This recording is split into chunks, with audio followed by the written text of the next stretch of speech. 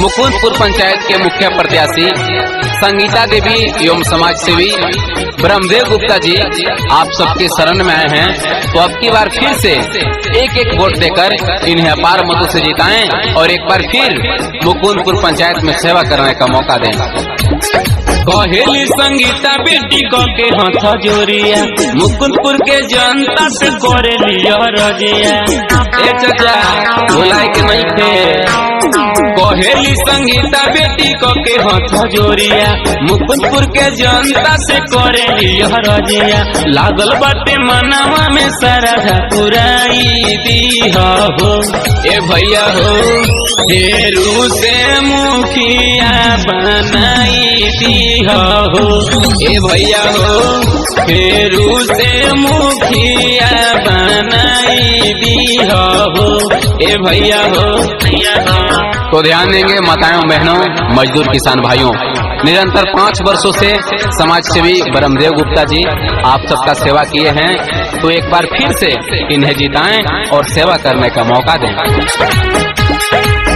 गाँवे गाँवे चापा कल रोड बनवाइले हो, मुकुंदपुर पंचायत के भाग जगमगाइले हो।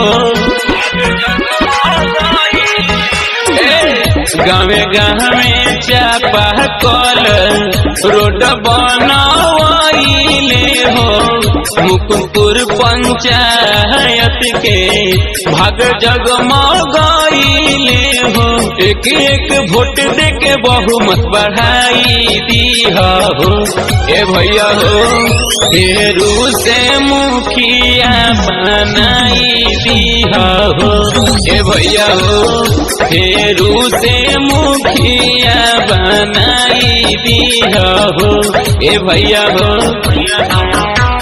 ए चाचा ए चाची अब की भुलाए के नहीं खे, ध्यान देवे के बाद 5 साल लगातार ब्रह्मदेव गुप्ता जी आप सबके सेवा के लिए बानी। तो फिर से उनका के जिताई और सेवा करे के मौका दी। करली बेनैया दोनों जोड़ी के हाथवा हो, फेरू से दीहा भैया इनकर साथवा हो।